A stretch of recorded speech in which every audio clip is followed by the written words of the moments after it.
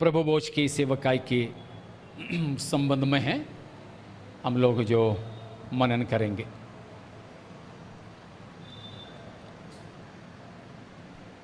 हमारे प्रभु यीशु मसीह की स्मरण के लिए मसीह यीशु के आगमन तक हमें इस सेवकाई को करना है। കർത്താവായ യേശു ക്രിസ്തുവിൻ്റെ ഓർമ്മയ്ക്കായി അവൻ്റെ വരവോളം ചെയ്യേണ്ടതിന് ഏൽപ്പിച്ച ശുശ്രൂഷയാണ് ഈ തിരുമേശയുടെ ശുശ്രൂഷ। पिछले कई समयों से हम लोग मनन कर रहे थे अलग अलग विषय, उस सिलसिले में आज मुझे आप लोगों के साथ में बांटने के लिए हृदय में जो प्रेरणा हुआ बात ये है कि पुराने नियम के बलिदानों में से एक बलिदान को लेकर प्रभु यीशु मसीह की क्रूस की मृत्यु से जोड़कर बताना और यीशु को याद करना। ठीक है, पुराने नियम में कई प्रकार के बलिदान हैं, उन सबके विषय में हम ലേവ്യ വ്യവസ്ഥ में देखते हैं। ലേവ്യ പുസ്തകത്തിനകത്ത് ഇസ്രായേൽ മക്കൾക്ക് ദൈവം കൽപ്പിച്ചാക്കിയ വിവിധ യാഗങ്ങളെപ്പറ്റി കാണാം। എല്ലാ യാഗങ്ങളും കർത്താവായ യേശുവിങ്കലേക്ക് വിരൽ ചൂണ്ടുന്നവയുമാണ്। पुराना नियम के सारे बलिदान सैक्रिफाइसेस यीशु मसीह की ओर इशारा करता है। बाइबल का सबसे पहला बलिदान, सबसे पहला सैक्रिफाइस हाबेल ने किया है। हाँ, परमेश्वर ने मनुष्य के लिए चमड़े का वस्त्र बना करके दिया, वो एक बलिदान के तौर पर माने तो जाते हैं, लेकिन बाइबल में वो लिखा नहीं है। लिखा हुआ पहला बलिदान फर्स्ट सैक्रिफाइस उत्पत्ति 4 अध्याय में हम देखने वाला कैयीन और हाबेल का है। उनमें से भी किसने पहले बलिदान किया था, किसने चढ़ाया था पहले, कैयीन ने कि हाबेल ने? कैयीन, पक्का पक्का कैयीन ने। लेकिन कैयीन का क्या था? एक ग्रेन ऑफरिंग, एक जानवर का नहीं था। जानवर का बलिदान हम सबसे पहले हाबेल का ही देखते हैं।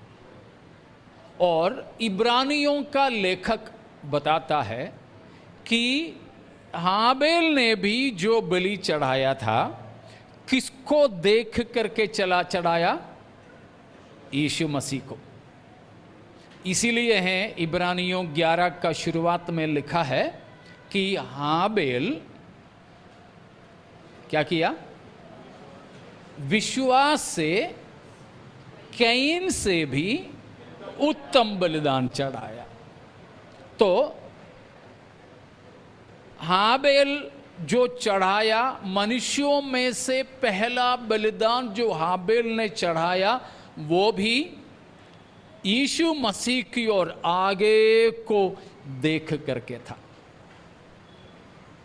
हमारे जैसे कोई जानकारी उनको नहीं था, लेकिन जैसे इब्रानियों 1 में लिखा है, पूर्व युग में परमेश्वर बाप दाताओं से थोड़ा थोड़ा करके और भांति भांति से बात करता था। तो वो थोड़ा सा, वो भांति का उतना ही पहचान हाबेल को था, लेकिन उसके अनुसार उसने बलिदान चढ़ाया।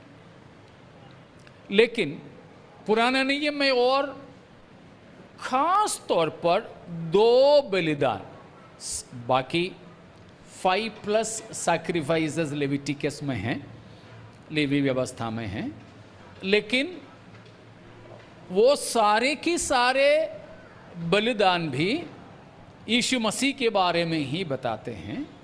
लेकिन 2 विशेष बलिदान हैं जो प्रभु यीशु मसीह की क्रूस की मृत्यु और संबंधित बातों को बताते हैं। आपको मालूम हो कि कौन कौन सा है।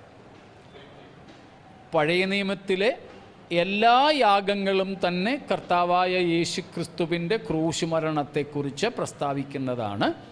എന്നാൽ പ്രധാനമായും 2 യാഗങ്ങൾ, പഴയ നിയമത്തിലെ 2 യാഗങ്ങൾ പ്രധാനമായും ക്രിസ്തുവിൻ്റെ ക്രൂശിനെ അനുസ്മരിപ്പിക്കുന്നു. कौन कौन सा है वो 2?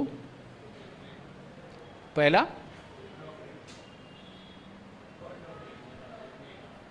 ठीक है, फसह का मेमना, अबाउट द पैस ओवर लैम्ब, और दूसरा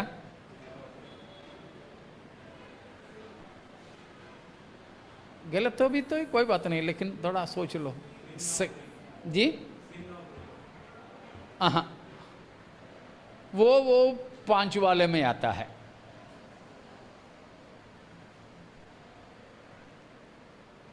उसी के बारे में मैं आपको बताने के लिए हूं। That is found in Leviticus chapter 16। लेवीय व्यवस्था 16वां अध्याय में है। उस बलिदान के बारे में लिखा। कौन सा? हाँ, प्रायश्चित का बलि के बारे में वहां पर है। वहां पर इस्राएलियों के लिए एक तो बैल भी था और बकरे भी थे। ठीक है, वो पूरा बताने और पढ़ने के लिए हमारे पास समय नहीं है। विशालता में और कभी हम लोग चाहें, आज की उसमें समझ में नहीं आया तो बाद में कभी विशाल तरीके से हम उसको देखेंगे। लेकिन आज के लिए बस इतना बोलकर इस सेवकाई को अंजाम देना चाहूँगा। पहले हम पढ़ेंगे उसके 5वां पद, 16 का 5, 16:5। इस्राएलियों की मंडली के पास से पाप बलि के लिए 2 बकरे और होम बलि के लिए 1 मेढ़ा ले, और 2 बकरे और मेढ़ा ले। किससे लेना? मंडली के लिए। It is not because somebody did a particular or commit a particular sin. कोई व्यक्ति कोई विशेष पाप करने की वजह से नहीं है ये। वो जो sin offering अक्सर होता था, मैंने पाप किया तो बकरा लेकर के गया, ऐसे। लेकिन ये ऐसा नहीं, ये पूरे एनुअल सैक्रिफाइस है। वार्षिक तौर पर साल में 1 बार लोगों के लिए चढ़ाए जाने वाला बलिदान है। इसी के बारे में सिन ऑफरिंग आपने बोला था कि डेली वाला बोला था? एलेक्स ब्रदर ने डेली वाला, ओके, वो नॉर्मल है। ये सारे इस्राएलियों के लिए, ठीक है।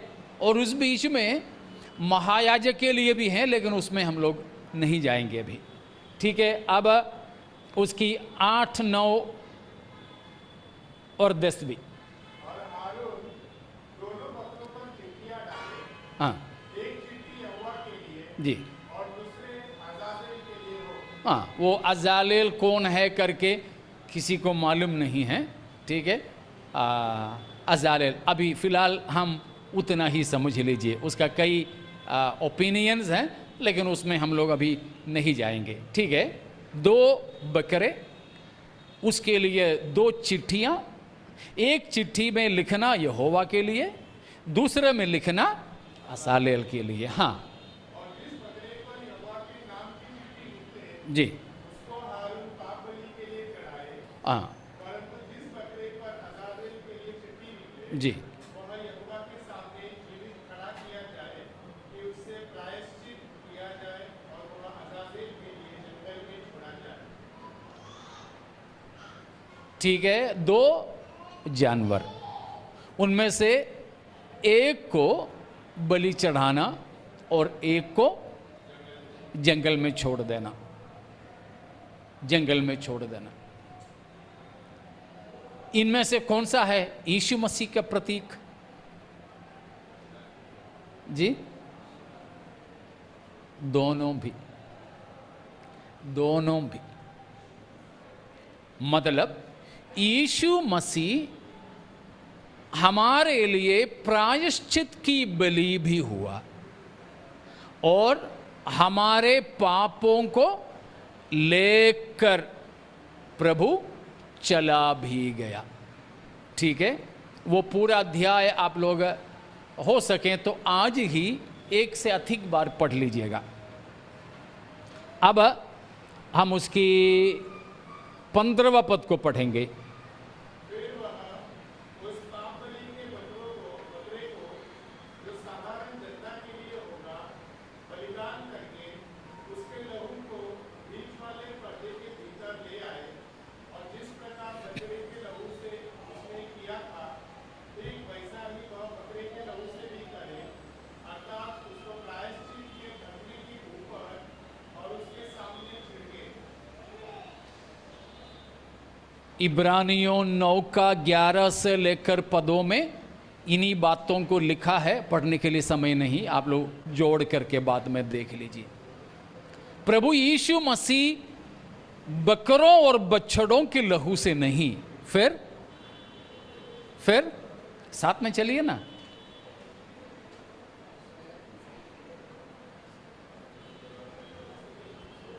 फिर अपने ही लहू से, खुद के लहू से कहां प्रवेश किया? अति पवित्र स्थान में, लेकिन जो हाथों से बना हुआ नहीं है। वो है इब्रानी 9 में जो बताया है। ठीक है, बाद में देख लीजिएगा। ठीक है, अब उसकी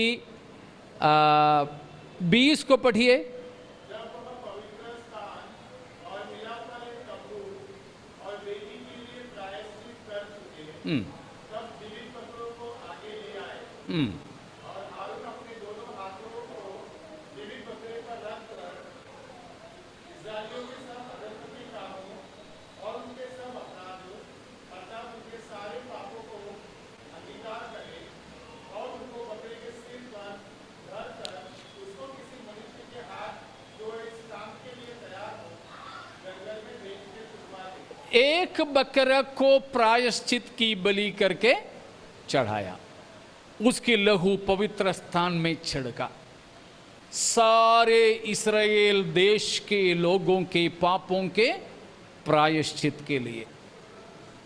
दूसरा बकरा उसको लाया गया, हारून यानी महायाजक क्या कर दिया? अपना हाथ इस बकरे पर रख के सारे इस्राएलियों के पाप इसके ऊपर लाद दिया। यशायाह 53 कुछ याद आ रहा है? आ रहा है, बोल सकता है अभी? नहीं, ठीक है, आज के लिए माफ, समय नहीं तो छोड़ रहा हूं। वो हम पर भजन यशायाह 53 आयशया 53 में लिखा है, यहोवा ने हम सबका अधर्म का बोझ यीशु मसीह पर लाद दिया। यही है, यहां पर लाद करके छोड़ दिया। उस मेमने को देख के यूहन्ना बपतिस्मा दाता ने कहा, देखो देखो वो मेमना जो संसार का, सारी दुनिया का पाप उठा ले जाता है, उठा ले जाता है। वो किसका मेमना है? परमेश्वर का मेमना। देखा, वो दोनों ही यीशु मसीह में सम्मिलित हुआ। इसलिए मैंने कहा लेवी व्यवस्था 16वां अध्याय का दोनों बकरे यीशु मसीह है, यीशु मसीह है। जैसा एक बकरा बलिदान हुआ, वैसा ही यीशु मसीह हमारे लिए प्रायश्चित हुआ।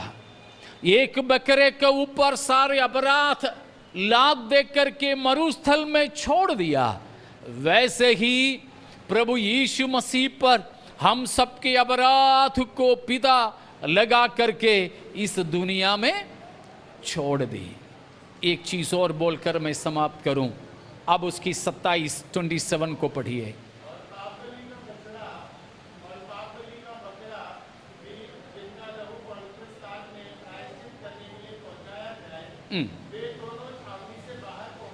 उनको क्या करना है? छावनी के बाहर ले जाना। हाँ हाँ,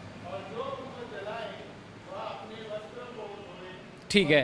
अब इब्रानियों 13:10 पढ़िए। Hebrews 13:10। फेबर sister.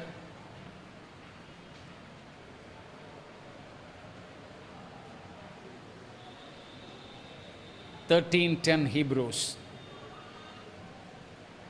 We have an altar from which those who serve the tabernacle have no right to eat. या For the bodies of those animals whose blood is brought into the sanctuary by Yeah. the high priest for sin are burned outside the camp. are born outside the camp. हाँ, Therefore Jesus also, yes. that he might sanctify Just as we read from Leviticus 16,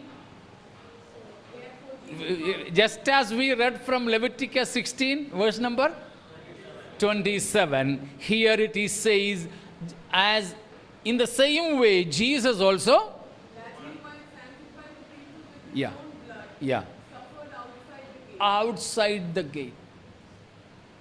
देखा, यीशु मसीह, इसलिए नीचे लिखा है, चलो हम भी कहाँ चलें? या या, प्रेज गॉड। आज वो याद और ये समर्पण के साथ इस प्रभु भोज में भाग ले कि प्रभु यीशु मसीह का भी शरीर उन जानवरों के शरीर जैसे छावनी की बाहर जलाते हैं, वैसे प्रभु यीशु मसीह को भी सिट्टी की बाहर ले जाकर क्रूस पर चढ़ाया है। प्यारों, इसीलिए उन बातों को याद कीजिए। आज जब ये प्रभु भोज में हम आएंगे, स्मरण करें कि प्रभु यीशु मसीह उस बकरे की तरह प्रायश्चित बलि हुआ, दूसरा बकरे की तरह हम सबके अपराधों को अपने ऊपर ले लिया और उस बछड़े के शरीर की तरह छावनी की बाहर जला दिया गया। मसीह को जलाया नहीं, मसीह की क्रूस की मृत्यु हुआ। इसीलिए वो याद करें। दूसरा, हमारे समर्पण क्या होना चाहिए? यीशु मसीह हमारे लिए इतना कष्ट उठाने के कारण, छावनी की बाहर मारे जाने के कारण, हम भी क्या करें? मसीह के रिप्रोच, मसीह की निंदा को उठाते हुए मसीह के साथ छावनी के बाहर जाएं। यीशु मसीह के लिए दुखों को, कष्टों को उठाने के लिए भी हम तैयार हो जाएं। सबसे बड़ा दिक्कत हमें किस बात के लिए होता है? जब मसीही जीवन में पवित्र जीवन बिताने के लिए, to be loyal and faithful to the Lord. जैसे मैं हमेशा बोलता हूं, कुछ दिन पहले मैंने आपको बोला हुआ वो मैकडोनाल्ड का किताब में लिखी, आपने किसी ने पढ़ा क्या?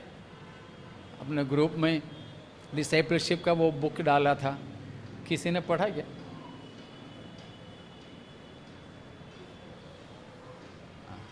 मत पढ़िएगा, उससे फायदा हो सकता है। तो उसमें जैसे उन्होंने कहा है, उनका शब्द में उधारी लेकर आपसे बताता हूं, undivided loyalty to Christ and undying allegiance with Christ. वो दो प्रयोग उनका है, वो डिसाइपलशिप की बुक में से।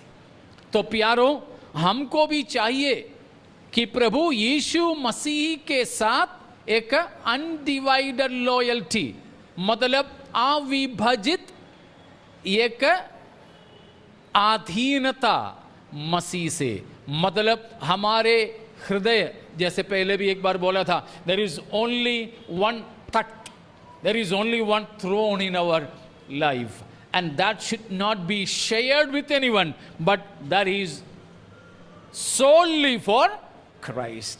हमारी जिंदगी में केवल एक ही तख्त है, केवल एक ही सिंहासन है। वो सिंहासन बांटना नहीं चाहेंगे, उसमें केवल कौन ही बैठे?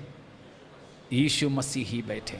वैसे ही हमारे जीवन यीशु के लिए समर्पित हो कि मसीही के वचनों के अनुसार पवित्रता की जिंदगी हम बिताएं। उसके समर्पण में हम इस प्रभु भोज में भाग लेंगे।